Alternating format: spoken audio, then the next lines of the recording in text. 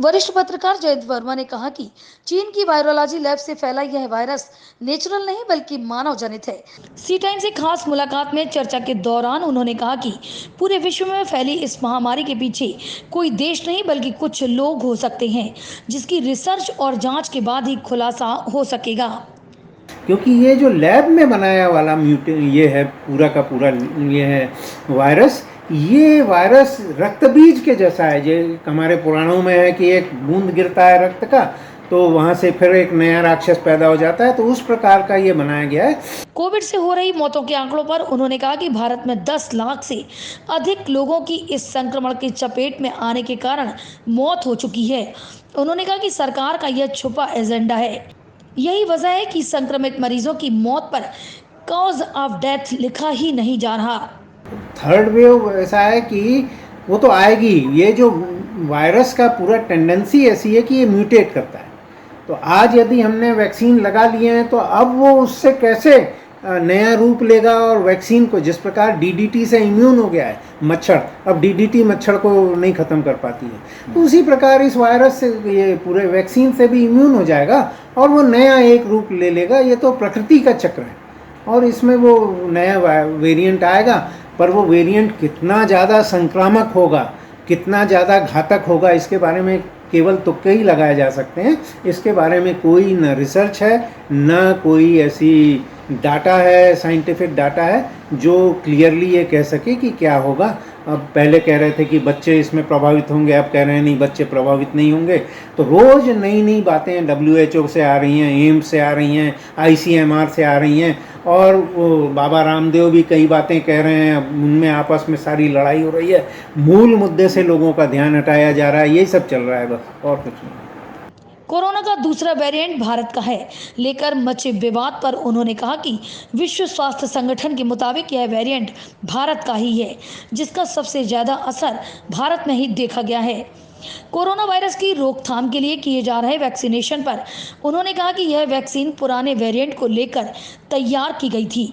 जो नए वेरिएंट पर कितनी असरकारक होगी अभी कह पाना संभव नहीं है। थर्ड वेरिएंट को लेकर पूछे गए सवाल पर उन्होंने कहा कि वायरस की टेंडेंसी है कि वो तो आएगा, लेकिन यह कितना असरकारक होगा और वैक्सीन कितना सपोर्ट करेगी, अभी इस बारे में कुछ भी कह पाना संभव नहीं है। अभी जो कोविड से मौतों के बारे में न्यूयॉर्क टाइम्स ने जो छापा है, उनका कहना है कि 10 लाख के करीब भारत में मरे होंगे। सरकार कह रही है कि नहीं, वो आधारहीन है, सब है।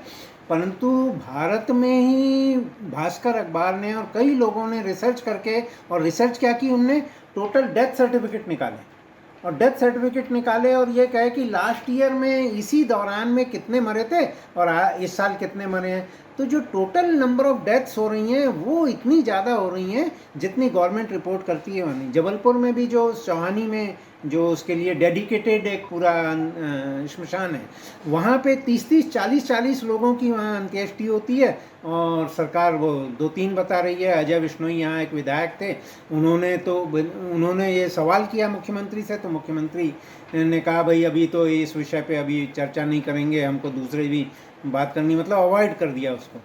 तो मामला ये है कि ये डेथ को छुपाया क्यों जा रहा है, और ये डेथ को छुपाना नहीं चाहिए। यदि ज़्यादा डेथ हो रही है आप बताएंगे तो लोग उससे भयभीत होंगे और उसके बाद वो खुद सावधान होंगे, संयमित होंगे। तो मुझे लगता है कि ये गलत है।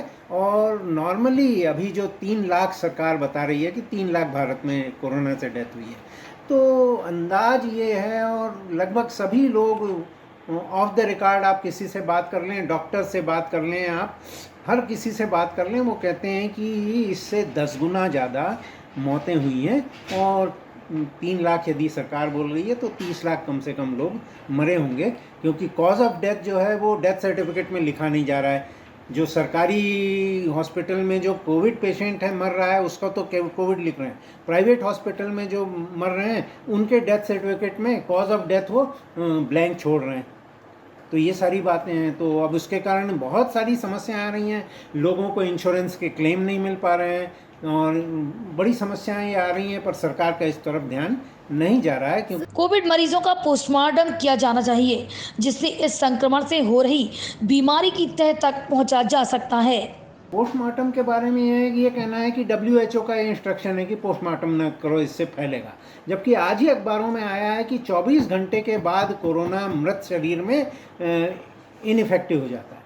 तो 24 घंटे बाद आप पोस्टमार्टम कर लो। इटली ने पोस्टमार्टम किया जब फर्स्ट कोविड आया था, तो वहाँ पे उन्होंने देखा कि जो ये हमारे लंग्स हैं, फेफड़े हैं, वहाँ खून के थक्के जम गए, और खून के थक्के जम जाते हैं तो उसके कारण सांस लेने में तकलीफ होती है। तो भारत में तो वेंटिलेटर वगैरह लेते हैं, मतलब ये मौत की तरफ ले जा रहे हैं। अब इटली में उन्होंने फिर ब्लड थिनर देना शुरू किया, तो खून के थक्के ना जमे, तो उसके कारण लोग बचने लगे, बहुत सारी मौतें ख़त्म होने लगी। अब प्रोटोकॉल में भारत में भी आ गया है कि ब्लड थिनर भी दिया जाएगा।